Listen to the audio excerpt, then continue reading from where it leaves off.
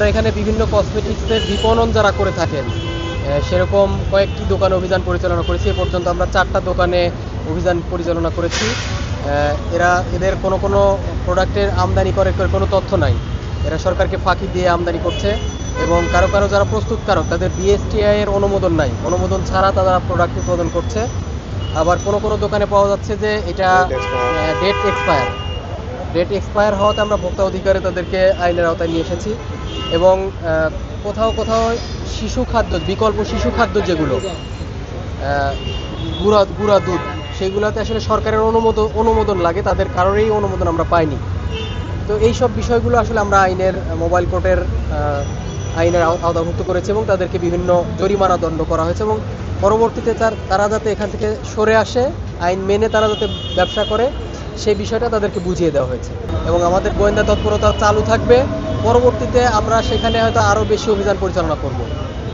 এইখানে আমরা এ পর্যন্ত 3,30,000 টাকা অর্থদণ্ড দিয়েছি বিভিন্ন দোকানে এবং তাদেরকে এটা আসলে সতর্কতামূলক, তারা যাতে সঠিকভাবে বিজনেস করে, আইন মেনে বিজনেস করে, বিএসটিআই এর অনুমোদন নিয়ে করে। কেউ ভ্যাট পর্যন্ত দেয়নি, গভর্নমেন্টকে যে ভ্যাট দিবে সেই ভ্যাটের কাগজ তারা দেখাতে পারেনি।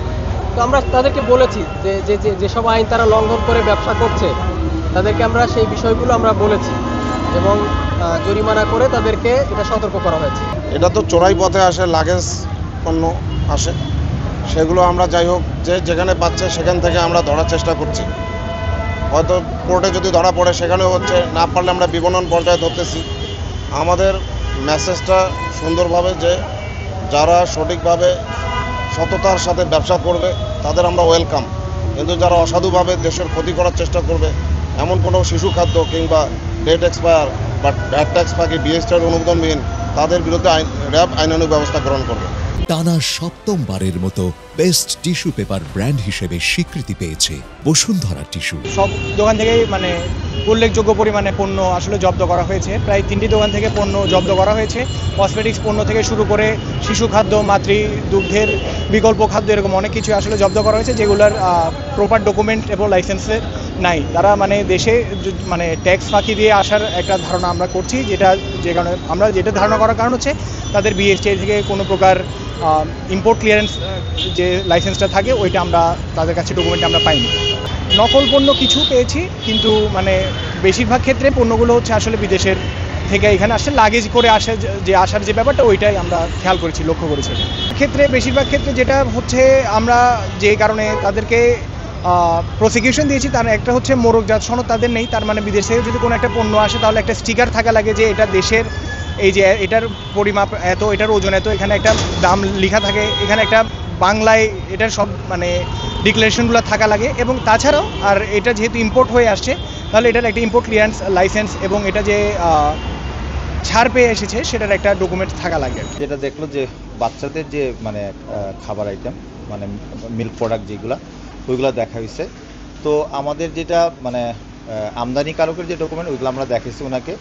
তাছাড়া ভ্যাটের যে ইস্যুটা দেখাচ্ছিল যে আমরা ভ্যাটের ঠিক মতো দিই কিনা বা ভ্যাটের ইস্যু, ওইটা নিয়ে ওনাকে ডকুমেন্টগুলো দেখানো হয়েছে। প্লাস হচ্ছে গিয়ে যে আমাদের এখানে কোনো এক্সপায়ারি কোনো প্রোডাক্ট পাওয়া যায় নাই। আমাদের যেহেতু নতুন দোকান, প্রত্যেকটা প্রোডাক্ট আমার ঠিক ছিল।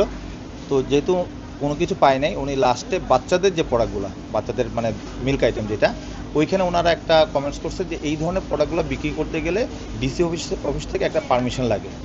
তো আমরা যেহেতু নতুন দোকান, আমি ওনাকে এই কথাটা বলছি, যেহেতু আমার নতুন দোকান, আমাকে এই পারমিশন যে নিতে লাগে এই জিনিসটা আসলে জানা ছিল না, এটা তাহলে আমরা নিয়ে নিব, এতটুকুই। এর মধ্যেই ওনারা একটা জরিমানা করে দিয়েছে।